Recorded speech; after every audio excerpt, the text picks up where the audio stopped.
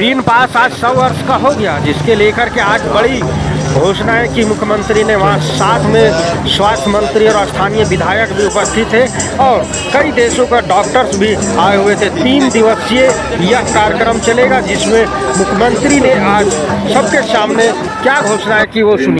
का ये शताब्दी वर्ष है। पूरे 100 साल इस संस्था ने पूरे किए।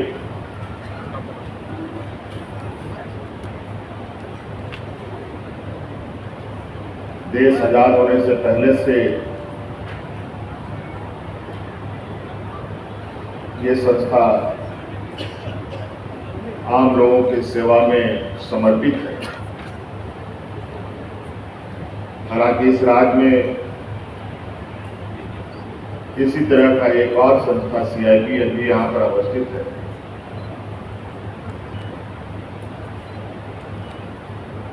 जो मुझे अभी बताया गया है कि वो 1918 में लोगों को समर्पित किया गया और ग्रीन पास 1925 में।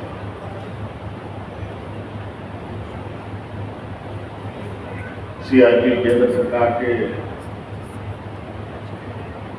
माध्यम से संचालित होती है और ग्रीन पास राज्य सरकार के माध्यम से संचालित होती है।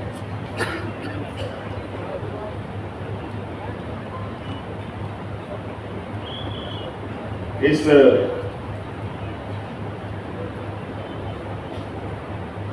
ग्रीन पास का जो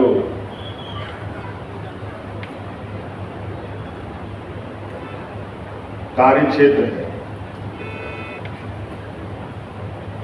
ये एक ऐसा कार्य क्षेत्र है जहां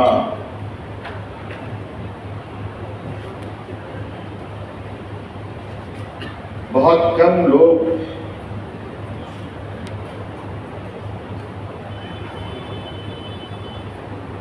इस बात के लिए तैयार होते होंगे कि किसी को ग्रीन पास जाने की जरूरत पड़े। 1925 में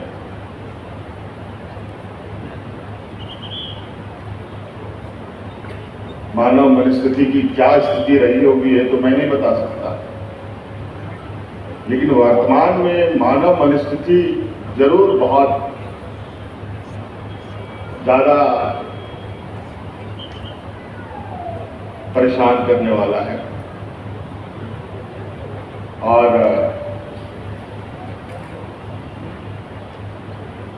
मुझे लगता है कि आने वाला समय ऐसे संस्थानों की भूमिका बहुत महत्वपूर्ण होने जा रही है।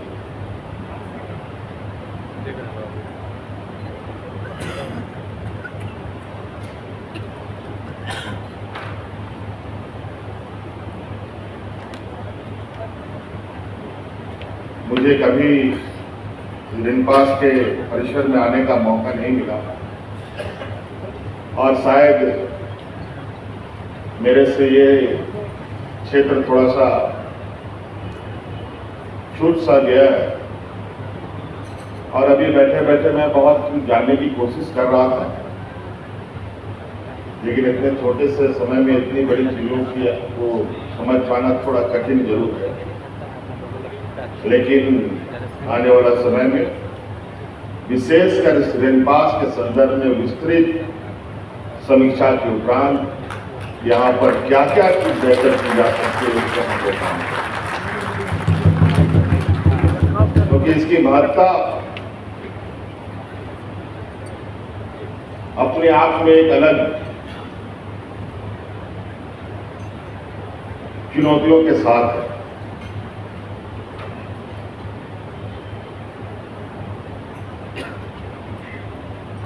कई लोग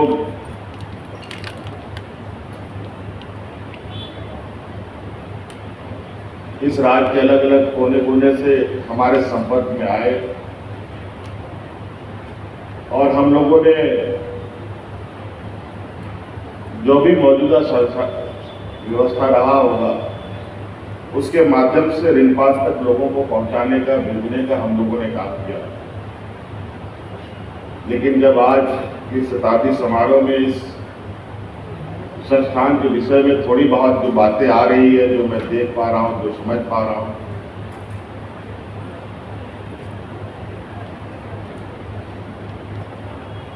इससे ये लगता है कि इस पर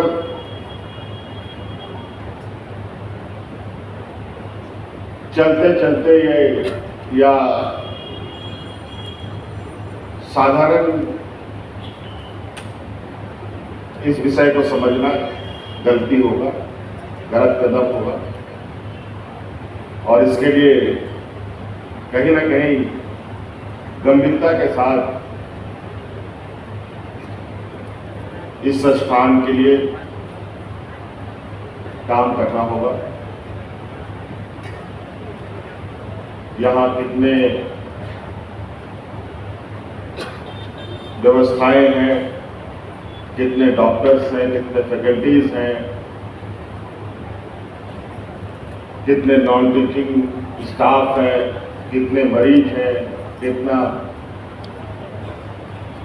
लोग यहाँ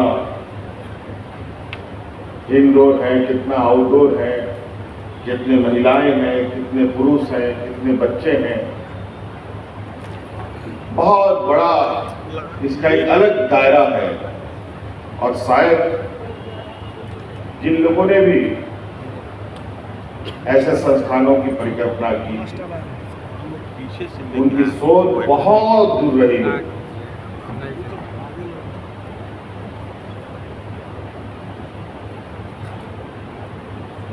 और आज यहाँ मौजूदा लोग अलग अलग संस्थानों से आए और अलग अलग जगहों पर आना जाना रहा हो आप सब लोगों का, तो आप लोग महसूस करते होंगे कि ऐसे संस्थानों की आवश्यकता आज के दिन में कितनी तेजी से बढ़ रही है और कितना आवश्यक है।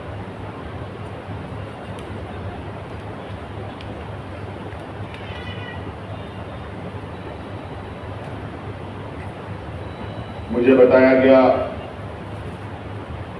यहाँ कुल 50 बच्चों का एडमिशन हर साल होने का था, लेकिन कतिपय कारणों से उन बच्चों में भी एडमिशन में भी कमी आई।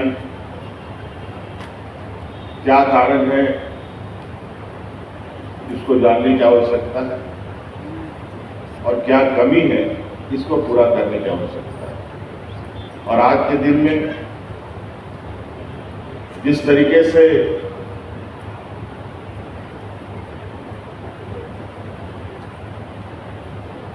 मानसिक समस्याएं बढ़ रही हैं, उनके समाधान के लिए भी कई सारे नए तकनीक, नई व्यवस्थाएं खड़ी हो रही हैं। नए तरीके के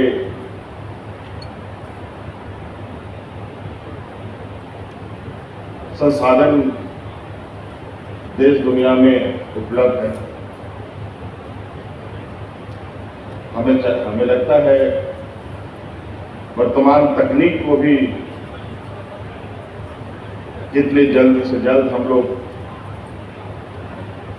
इस संस्थान के लिए ला पाए, यहाँ के आधारभूत संरचना से, यहाँ के जो शैक्षणिक व्यवस्था से लेकर यहाँ पर इलाजरत लोगों के लिए बेहतर से बेहतर व्यवस्था हम लोग करें। स्वास्थ्य सेवा में तो हम लोग अक्सर चर्चा कर भी रहे हैं, लेकिन मुझे लगता है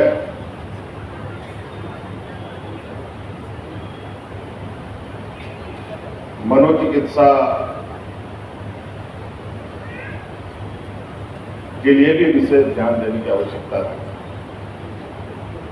अब क्योंकि ये पहला दिन है जहां हम बहुत थोड़ा सा करीब से रिम्पास के परिसर में हैं, और उसी के शताब्दी वर्ष में यहाँ हम लोग एकत्रित हैं, और हम आपको आश्वस्त करते हैं कि बहुत जल्द रिम्पास को बदलते हम देखेंगे, और यहाँ के